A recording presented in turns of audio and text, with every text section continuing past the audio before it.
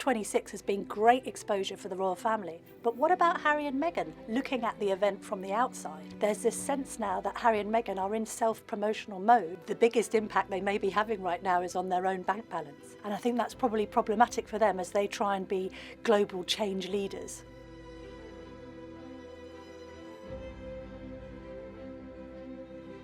The good thing about the royals is they actually have some good history when it comes to speaking out on the environment. So there's a pedigree and a legacy there. It started with the Duke of Edinburgh, who for years was the head of the World Wildlife Fund, but equally has always been involved in conservation matters, has even written books about it. His son, the Prince of Wales, then inherited that streak, and he was talking about environmental matters before they were even fashionable. And clearly the apple doesn't fall far from the tree when it comes to the Duke of Cambridge now, trying to live up to his parent and grandparents' legacy by creating the Earthshot Prize. Let's take inspiration and set ourselves a global challenge for this decade. So in that field, it means the royals are quite credible compared to some of the politicians. So when the politicians do it, they can be accused of sort of trying to win elections out of it and trying to basically electioneer. And that's what Greta Thunberg's point is, that the politicians are just in it for themselves. It's less easy to make that criticism of the royals because they have been campaigning on these issues for decades. To the extent that we have to put ourselves on what might be called a warlike footing. The interesting thing about COP26 is how impactful the royals' presence has been at the summit, and that means the Queen, Prince Charles and the Duke and Duchess of Cambridge. But equally, it's interesting to see how outside of the circle Harry and Meghan are, because they're no longer in the royal family, they're not considered part of any official delegation. Therefore, it's all very well them making their points from the sidelines, but they're not really actively involved in this summit. And I think that's probably problematic for them as they try and be global change leaders. Harry and Meghan supporters will no doubt try and argue that the royal family are taking a leaf out of their book by pushing environmental matters, although it must be said that William particularly has been pushing the conservation issue for very many years, but ultimately the original green eco-warrior was the Duke of Edinburgh, and that's why he was so fondly acknowledged by his wife the Queen in her speech, because there is this sense that it all started back with him. It is a source of great pride to me that the leading role my husband played in encouraging people to protect our fragile planet. I think what was also interesting about the Queen's speech is actually Prince Harry's kind of conspicuous by his absence. Now, is that because he's not physically at the summit?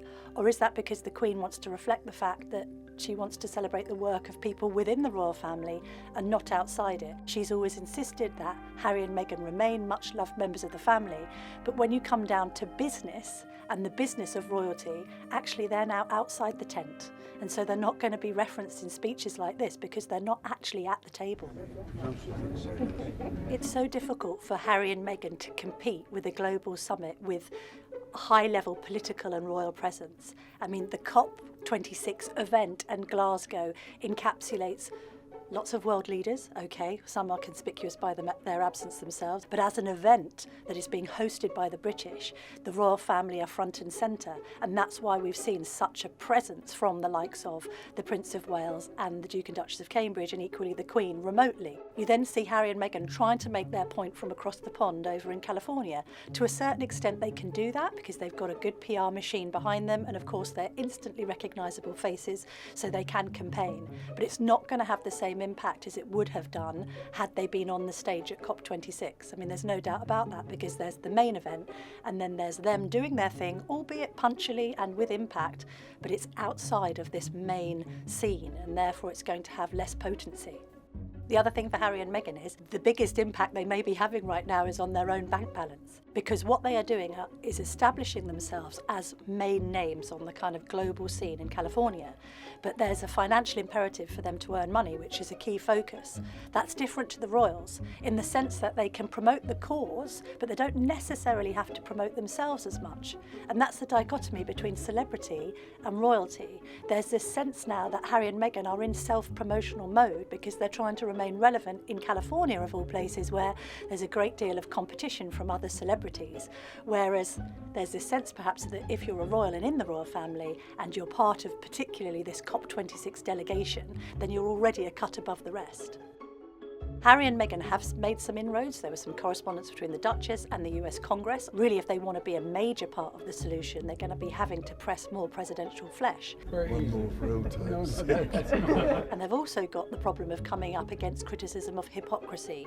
We've seen this at COP26 this week. Why is Jeff Bezos, the Amazon boss, flying there in a private jet? Indeed, why are some world leaders, including Boris Johnson? If we then see Harry and Meghan on one hand preaching about climate change and then on the other in their spare time flying around on private jets, then it's going to look pretty hypocritical.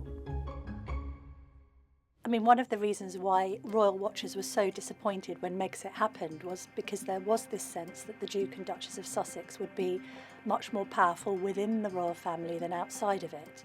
And this idea particularly of Meghan taking to the world stage as a royal and as a member of the House of Windsor and representing something very different for the family has now been lost because they've decided to do their own thing in California. And I think if you then bring William and Kate into that sphere, on one hand you could say, goodness me, the pressure on the Duke and Duchess of Cambridge is enormous because they don't have any couple to kind of balance them out and share the load. But on the other hand, in the absence of Harry and Meghan, you could argue that William and Kate have become ever more powerful, particularly the Duchess of Cambridge. This is often overlooked, but she is arguably the most powerful person in the royal family because she is the wife of a future king and the mother of a future king.